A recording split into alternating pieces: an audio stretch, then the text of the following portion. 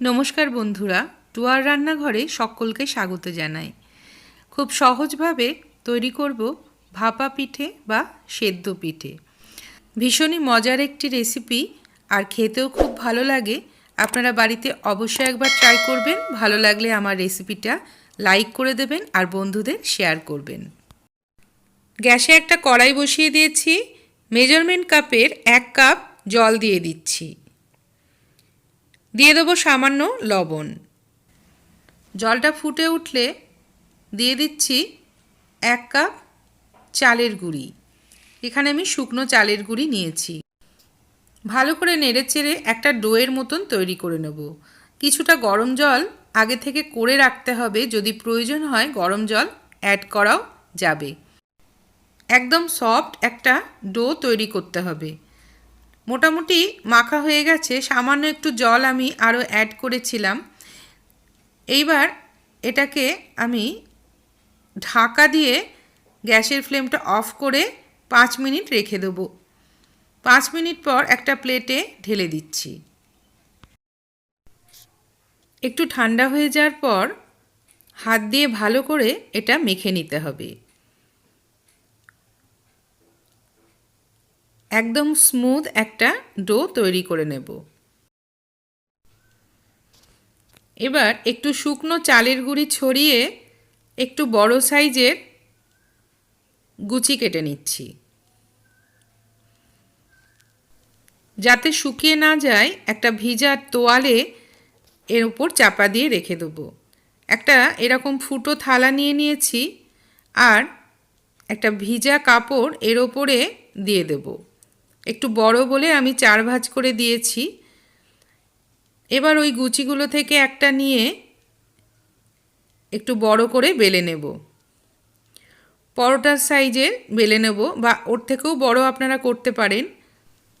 তবে খুব বেশি পাতলা করে বেলা যাবে না, একটু সামান্য মোটা করে বেলতে হবে, না হলে ফেটে যাবে। এবার এর উপরে দিয়ে দেব নারকেলের পুর।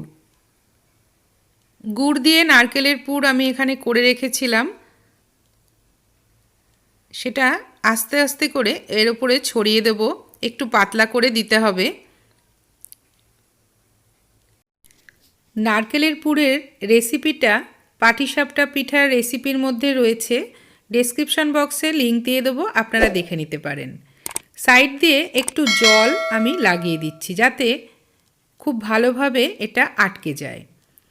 ঠিক এইভাবে ফোল্ড করে নেব, যেভাবে আমরা পাটিসাপটা করি ঠিক সেইভাবে ফোল্ড করে নেব। আর এই জল লাগানো আছে, সাইডগুলো আটকে যাবে। হয়ে গেছে। এবার দুটো সাইডেও আরেকটু জল লাগিয়ে আটকে দেবো। এইভাবে আমি কয়েকটা তৈরি করে নিচ্ছি। কড়াইয়ে কিছুটা জল দিয়ে আমি গরম করে নিয়েছি। এটা আপনারা হাঁড়িতেও বসাতে পারেন বা ননস্টিক কোনো কড়াইও বসাতে পারেন।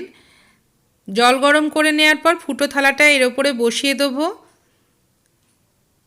আর পাটিসাপটাটা এর মধ্যে দিয়ে দিচ্ছি। এবার ঢাকনা দিয়ে লো হিটে 4 থেকে 5 মিনিট সেদ্ধ করে নেব।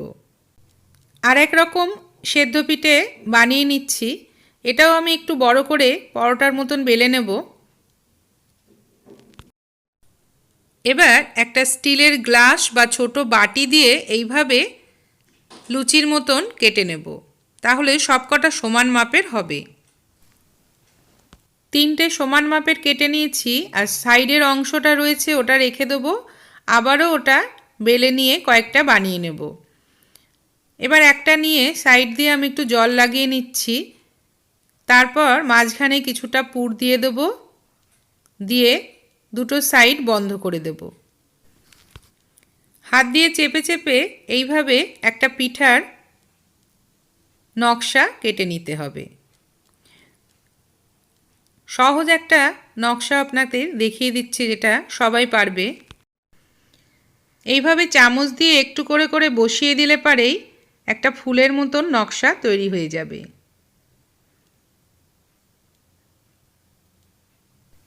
আবার না বেলেও পিঠা তৈরি করা যাবে। এইভাবে ছোট একটা গুচি নিয়ে হাতে করে বাটির মতন করে নিতে হবে। তারপর ভেতরে পুর দিয়ে এইভাবে পিঠাটা বন্ধ করে দিতে হবে। আর পছন্দ মতন যে কোনো নকশা দিতে পারেন। কাঁটা চামচ দিয়ে এইভাবেও চেপে নকশা করে দেয়া যায়। 5 মিনিট পর পিঠাটা দেখে নিই, একদম হয়ে গেছে। ওপরটা যখন পিঠার গাটা একদম চকচক করবে তখনই বোঝা যাবে যে পিঠাটা হয়ে গেছে। এবার নামিয়ে নেব। বাদবাকি পিঠাগুলো একই রকমভাবে করে নেব। আর মাঝে মাঝে দেখে নিতে হবে যে নিচে জলটা যেন থাকে, সেটা শুকিয়ে গেলে আবার জল দিয়ে দিতে হবে। থালার ওপর কাপড়টা দিয়েছিলাম যাতে পিঠাটা খুব সহজেই তোলা যায়। পিঠাগুলো হয়ে গেছে। এবার আমি কেটে আপনাদের পরিবেশন করে দেখাচ্ছি। পিঠাগুলো এই রকমভাবে পিস পিস করে কেটে নিতে হবে। সবকটা পিঠাই আমার তৈরি হয়ে গেছে আর ভীষণই ভালো হয়েছে। আপনারা বাড়িতে অবশ্যই একবার ট্রাই করুন। আশা করছি রেসিপিটা আপনাদের ভালো লেগেছে। এতক্ষণ ধরে ভিডিওটা দেখার জন্য সকলকে অসংখ্য ধন্যবাদ। আরও একটা নতুন রেসিপি নিয়ে খুব তাড়াতাড়ি ফিরে আসছি।